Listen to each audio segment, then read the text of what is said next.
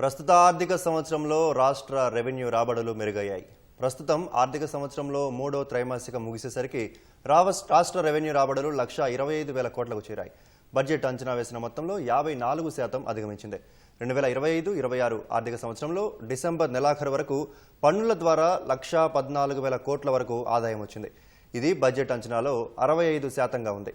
CAG వివరాల ప్రకారం December వరకు జీఎస్టీ ద్వారా 39,000 కోట్లు, స్టాంపులు రిజిస్ట్రేషన్ల ద్వారా 11,000 కోట్లు, అమ్మకపు పన్నుల ద్వారా 25,000 కోట్లు, ఎక్సైజ్ పన్నుల ద్వారా 17,000 కోట్ల ఆదాయం వచ్చింది. కేంద్ర పన్నుల వాటా కింద రాష్ట్రానికి 15,000 కోట్లు రాగా ఇతర పన్నుల ద్వారా 6,000 కోట్లు సమకూరాయి. పన్నేతర ఆదాయం ద్వారా 7,000 కోట్లు పైగా వచ్చాయి. బడ్జెట్ అంచనాల్లో 22% పైగా మాత్రమే ఉంది.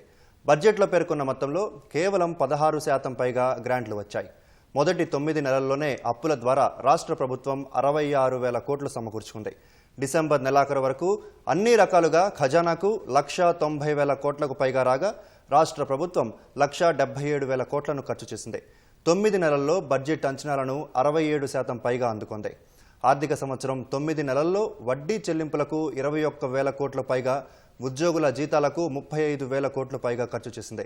పెన్షన్లపై 14,000 కోట్ల పైగా, రాయితీల కోసం 10,000 కోట్ల పైగా ఖర్చు చేసింది. మూలధన వ్యయం బడ్జెట్లో 36,000 కోట్లు ప్రతిపాదించగా 9 నెలల్లోనే 42,000 కోట్ల పైగా ఖర్చు చేసింది. మొదటి 3 త్రైమాసికాల్లో 9,601 కోట్లు రెవెన్యూ లోటు ఉన్నట్లు తేల్చారు.